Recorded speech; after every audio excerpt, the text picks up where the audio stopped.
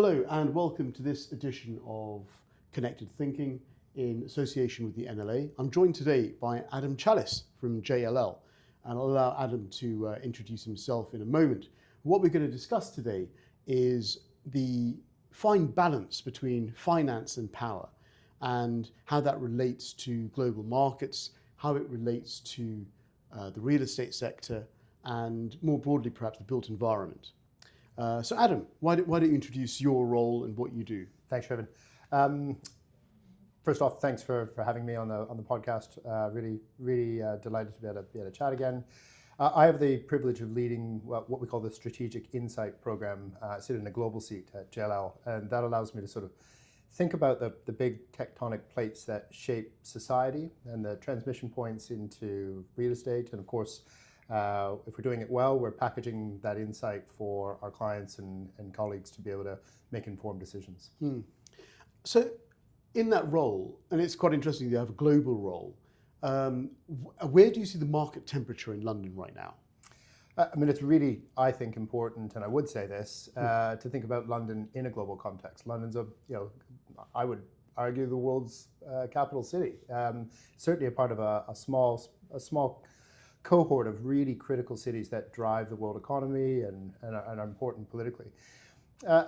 London, of course, has a fantastic history, backstory, and the credentials that make it what it is today, the rule of law, the protection of property rights, which is so important for international and domestic investors to feel confident in where they're going to place their capital.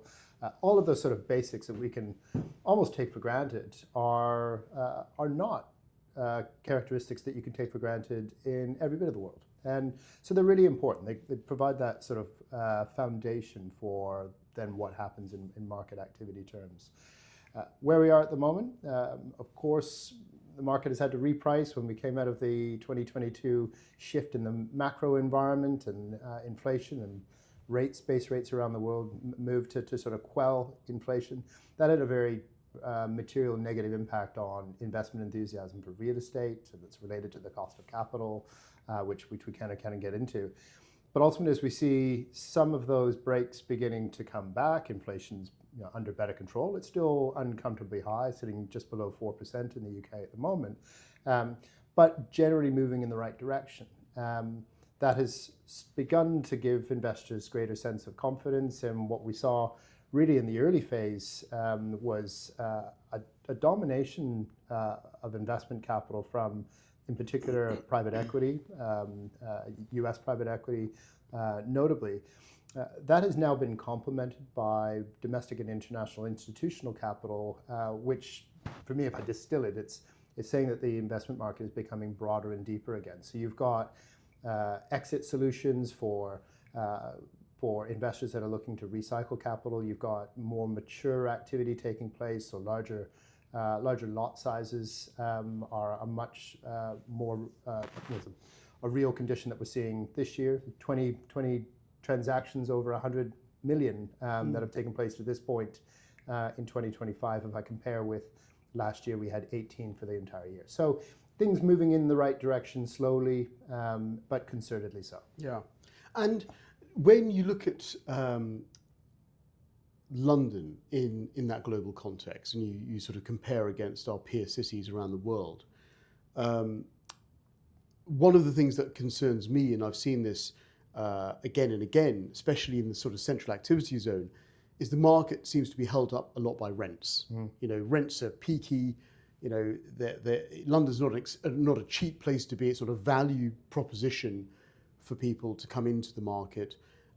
Where do you see the macroeconomics perhaps changing or smoothing that in the future? I mean, rents may never come down, but do you see the situation easing where perhaps more availability comes on stream, or how do you see that resolving itself? I mean, there is a lot to unpack there. Yes. There's of course underpinning the office environment in central London. I think the starting point is recognizing that rents are a function of what corporates are willing to pay, and so that's where the market demand is. This is a global and regional headquarters city, and naturally you've got the big corporations of the world wanting and needing to have high quality space. I'd want to frame my answer to where we are today on rents in the context of perhaps a reinterpretation of what office space is, coming out of that pandemic environment and the return to work, and recognizing that in a more hybrid, flexible relationship with the office, corporates need to create the right sort of space, not just to facilitate better connectivity and communication with their teams, but ultimately as a tool to attract and retain talent.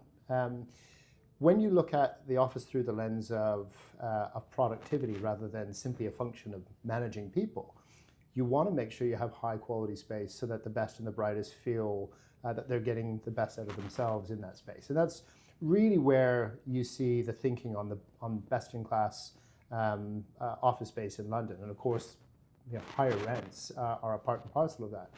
Now, the supply side, you alluded to, Shravan, absolutely right. Really, really tight supply for high quality space.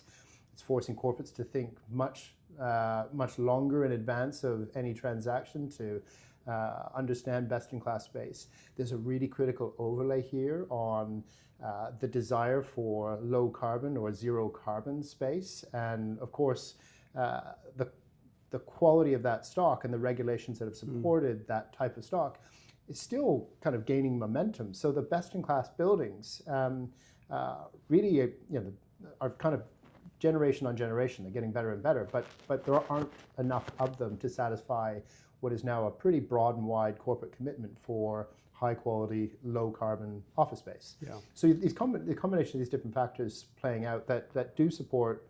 Yeah, they're not cheap space. It's expensive space, but there's some really good reasons why not only for those rents that exist today, but expecting to underwrite for continued growth, moderation, but continued growth for the medium term. Yeah, I mean, sorry. One of the things I want to sort of discuss with you, I suppose, is does London have the right formula for success? And I think it's important we don't just use an economic measure for that.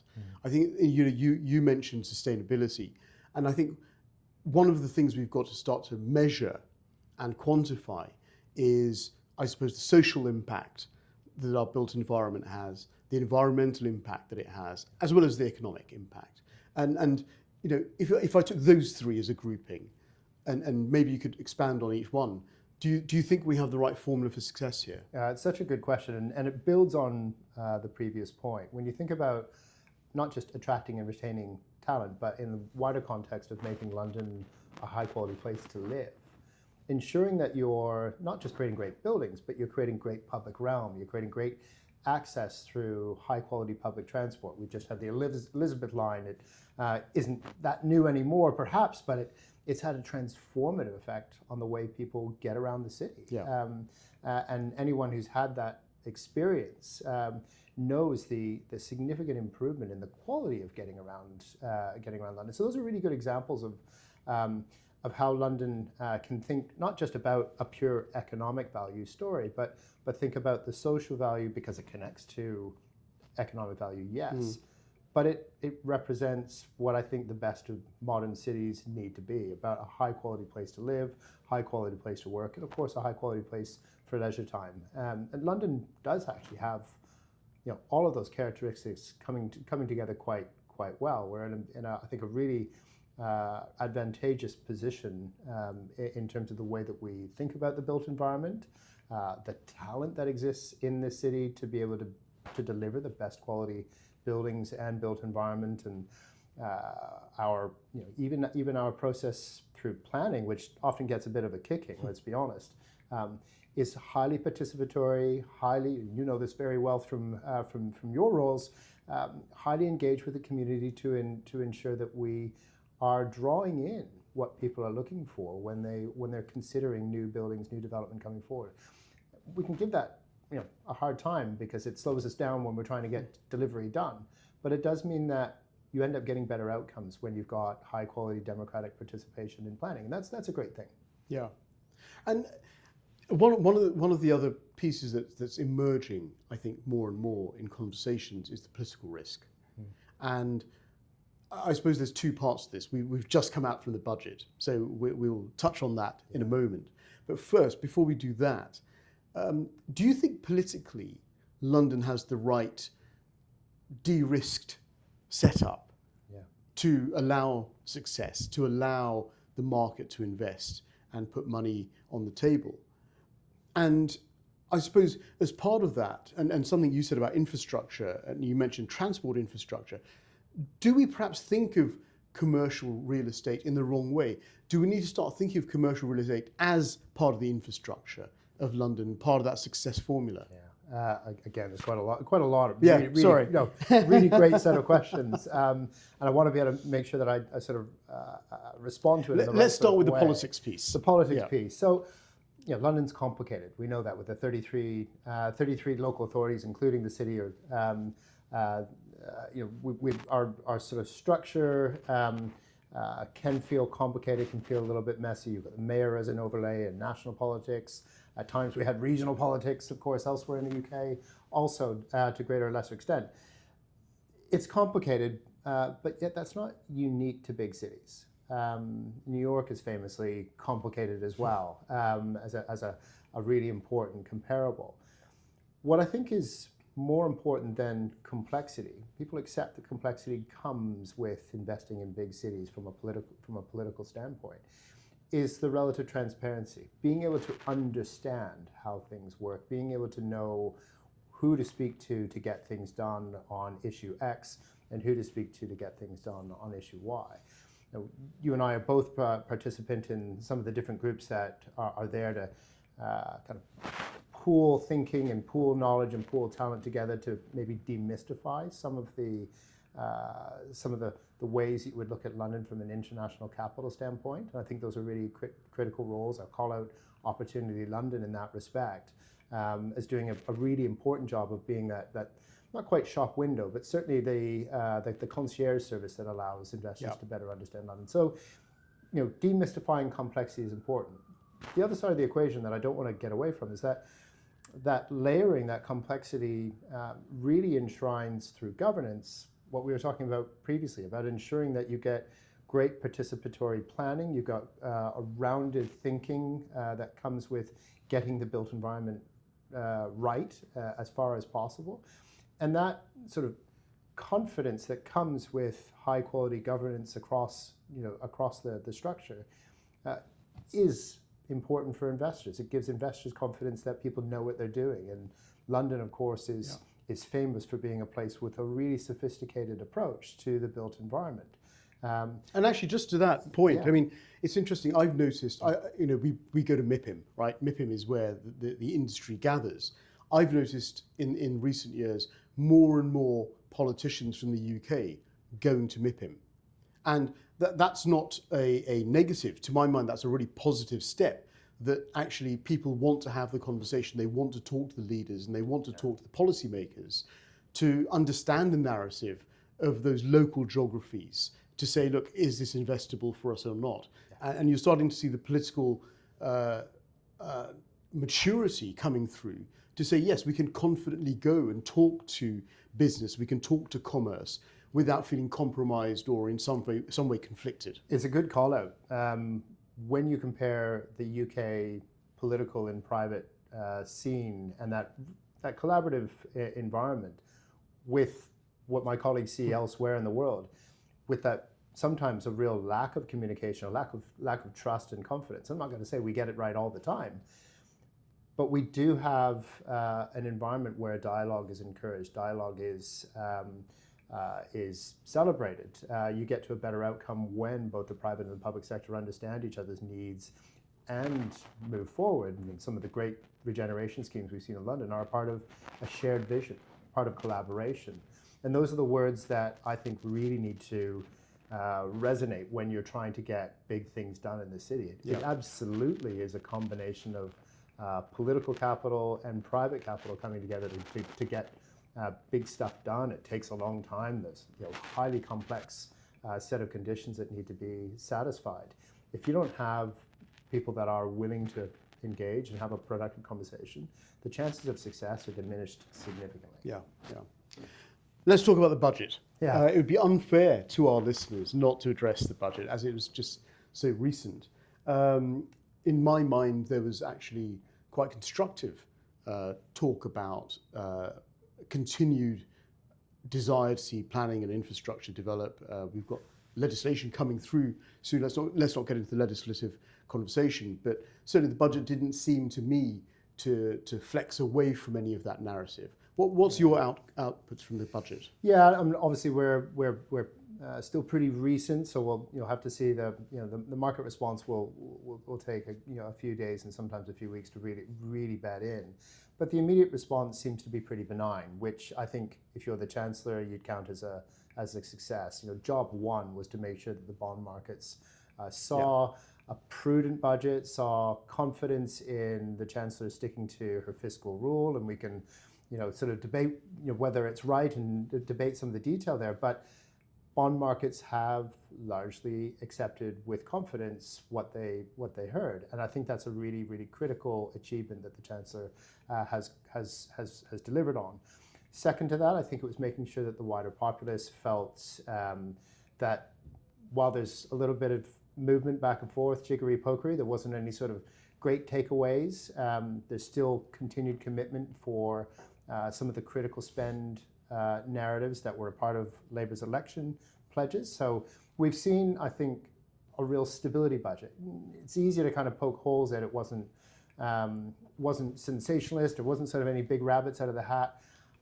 I see that as a really good thing. A Chancellor that delivers stability is a Chancellor that delivers confidence. And from my standpoint, when I think about what our clients, what investors are thinking about, what occupiers are thinking about, those sort of foundational, relatively stable messages are pretty important. So overall, budget was a success. And to my mind, one of the things that came out was just talking about London's transport infrastructure and needing to further invest in DLR, further investment in the Bakerloo line. All of these things are positive. Just on that infrastructure point, I want to go back to this. The way that we think about commercial real estate. And, to my mind, I think we do need to rethink how we classify it. And to my mind, it is part of the infrastructure. And it's got to be planned into that sort of mindset that we don't just think of it as office space as an add-on. It's actually critical to economic development and output. Would you agree with that? Yeah, of course I would, with all biases declared, right? The built environment is the backdrop, is the underpinning under which society exists, and you can get really philosophical about it, but it's critical. It's critical to get right. It's critical for our experience of the city. But as we talked about earlier, in terms of driving quality of life, it is elemental in making sure that the quality of life in the city is first rate. And so in that respect, I entirely agree with the point. At the same time, what I wouldn't want listeners to take away from that is that it somehow needs to be preserved in aspic. One of London's great characteristics, we probably don't celebrate enough, is that it's incredibly flexible, despite the millennia of history that is Londinium and where we are today. London has evolved time and again to be innovative, to be exciting, to provide a sense of the unknown. When you come into the city, things will happen. The energy that is enshrined in joining Soho, just around the corner from where we are today, at any given moment, is exciting. And you don't want to lose that. In fact, you want to be able to create policies and structures that encourage flexibility, encourage vibrancy. So in the built environment, that's around buildings that are more accessible to the public, buildings that provide a great mix of uses and are responsive to social needs. Again, going back to the point of workers post-pandemic, they want more, they demand more from not just the building, but the wider environment, the amenity offer. And if you think about the city that you and I know from 20 and 25 years ago, it was a lot quieter, a lot staid. You probably wasn't a space you spent a lot of time in at the weekends. That has entirely changed. It's a really exciting place to be in the evenings and in the weekends. And that's something we should celebrate. It's a subtle but really critical success factor. So yeah, built environment as infrastructure, without question, totally agree with you. Great. We've talked about the getting into the minds of the politicians a little bit. Let's step onto the other side of the equation. and talk about the sort of investment committees and the decision making and sort of getting behind that decision making from an investment committee perspective. So, you know, if we were sat here in an investment fund looking to put money into London real estate, have we got that formula right? Have we understood what those critical factors are on those dials that need to be turned to drive investment? I mean, you know, this is a hobby horse for me, so I'm glad you sort of teed me up. But you know, whether an investment committee is sitting here in London, Toronto, Sydney, New York, Los Angeles, they're looking at the characteristics that underpin a risk-reward trade-off, underpin a set of opportunities to invest in this city. But they're not doing that in isolation. By definition, they're looking often globally at the opportunities that are out there. And while London has an extraordinary set of credentials that underpin its investment thesis across, you know, the real estate spectrum, the different, you know, offices and retail and urban logistics and residential, of course, with multifamily now being a really important component, and a whole slew of others. Equally, it's you know, it can't be complacent. It can't rest on its laurels. Those uses, as we just discussed, are always evolving. The opportunity set in the rest of the world is doing the same.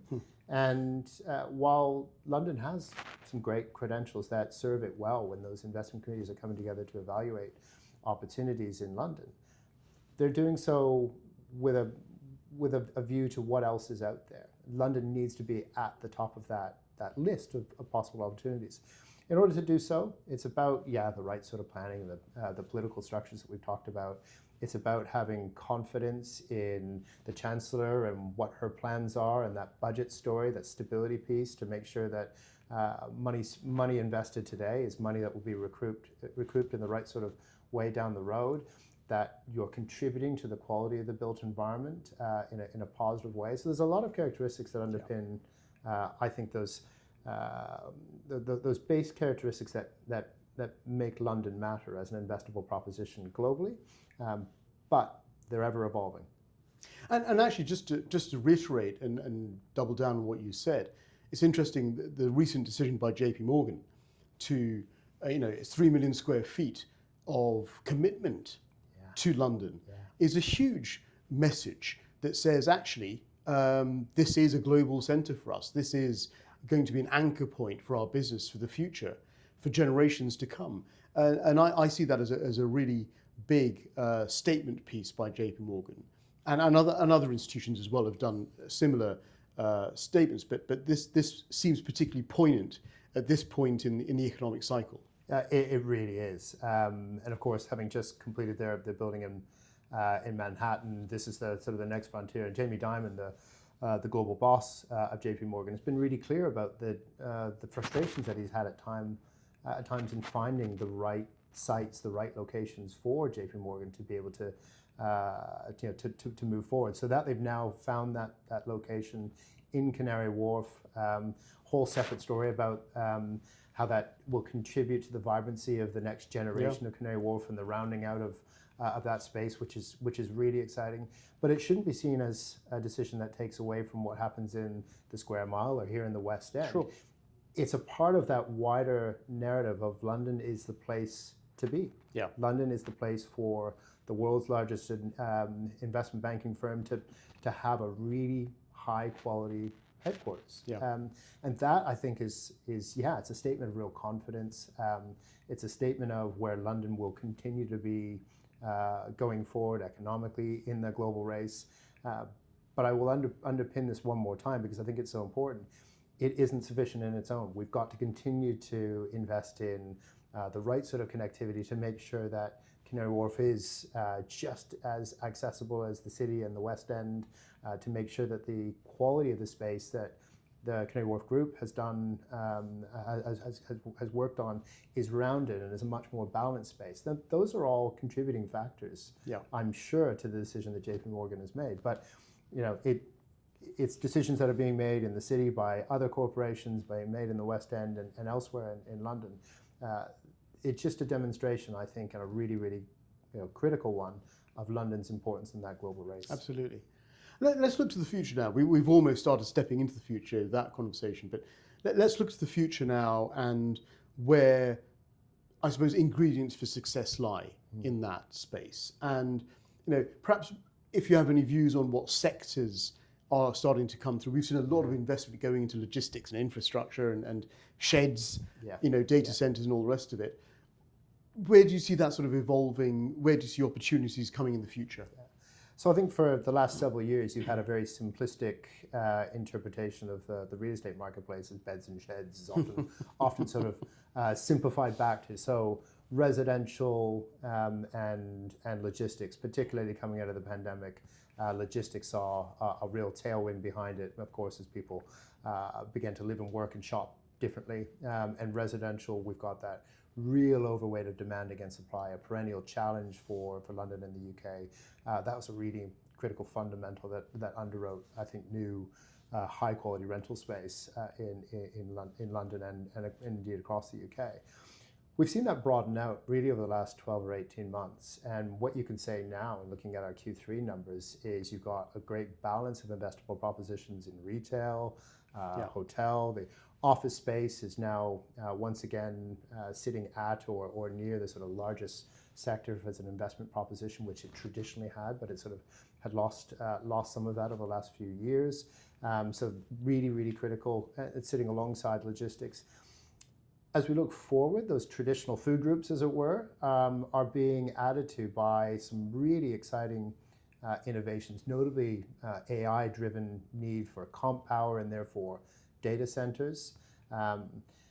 That's aligned with, going back to the infrastructure point, really critical builds on energy, ensuring that London of the future has got high quality energy sources to drive the data centers, to drive the comp power, and low latency. They need to be located really close to critical points of commercial activity to generate or to drive that activity properly. So you're seeing that space really move pretty rapidly. And again, going back to my point around London as a part of a global race, the US and China in particular are having a really different innovation story emerge, and the support in terms of investment in those critical bits of infrastructure that will drive the new economy, the innovation economy through AI, is happening more rapidly. We've got to be confident about the proposition, and there'll be a debate about AI booms and bubbles, and maybe we will, maybe we won't get onto that. But the direction of travel is clear. The technology transformative potential is clear. So whether the markets are a little bit over their skis or not, the reality is this change is coming. It will be a critical strategic adjustment to the way economies work and the built environment needs. And we've got to respond to it pretty proactively because it takes a long time to get power supply up and built and ready to plug in. If it's not there, it means that critical infrastructure, it means that critical additionality in terms of homes, in terms of offices, simply put, can't plug in. There's not enough power to go around, and the water supply that's related to it. So let's talk a little bit about proximity value here. I think this is where we're sort of touching on now. And if you look at energy, and I've got a background in energy, and it always fascinates me that I'm seeing more and more, and maybe let's talk about the small modular reactor that's now got permission, the first one in the UK to come through. Canada's taken a sort of slightly more laissez-faire approach to this and opened the market up in a different way. But at least we've got one through the system that will be built, hopefully. That proximity to that energy source and energy centre will drive economic activity around it. It'll drive that ecosystem to develop around it. One of the things that I've noticed more and more, talking to those in logistics and perhaps in data, and we touched on tech and AI, actually the proximity value seems to be less relevant for some elements of the industry than others. Can you just touch on that a little bit? Yeah, it's a really good point, and an important qualifier to what I've just said. When you think about the co-location market, the low latency requirements, which is a different way of saying the time elapse between the comp and the action that is required needs to be as small as possible. So you don't want physical distance to sort of, and we're talking in nanoseconds and less. And I'm not.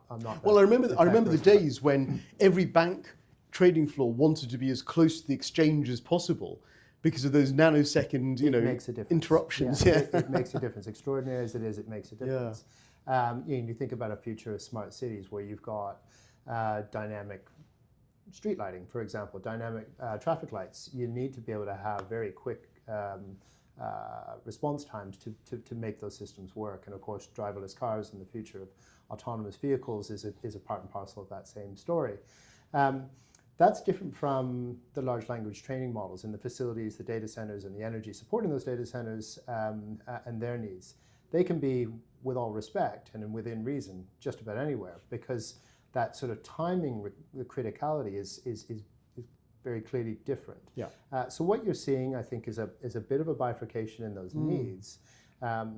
Clearly, at the front end, the large language training models, the LLMs, have been the, if you like, the weight of demand in the AI space. And I don't want to, a little qualify here, I don't want to sort of overtell that story just now, because of course the drive of cloud computing is still the dominant requirement behind data centers, and whether it's about storing pictures of our cats and our holidays or really critical business information, it's in the cloud, and that's got to go somewhere.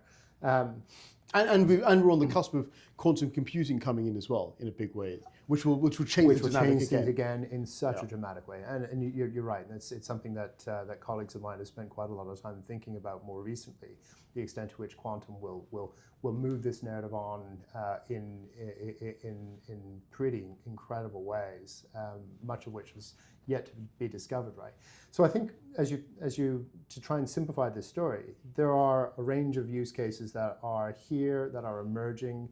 They all rely on pretty critical infrastructure, where I'm defining that as being energy infrastructure and data centers in this context. Some will be in and around the big cities of the world. Some will be just about anywhere where there's reliable, safe, renewable, generally power, and increasingly that point is quite important, given the real ramp up in power that is required globally to support this innovation. We've got to be much more proactive, dare I say it, even aggressive in the way that we're thinking about delivering against those requirements, because it is happening around the world, and London could find itself in a really advantageous place for all the reasons we've talked about, or could find itself slipping on that global race. And I would hate to see that happen simply because we were not proactive enough. We know this change is coming, and we know that we need to act. Yeah, brilliant. Adam, this has been really insightful, and thank you for really giving a strategic outlook on not just where the market's at, but actually where the opportunities lie, where some of the threats are, and perhaps I hope listeners have gained some understanding of the political narrative underlying some of the decisions that are coming through. So I really appreciate your time, and it's been great having you on the show. Thank you. Oh, brilliant! Really enjoyed it. Thanks very much, Raymond. Great.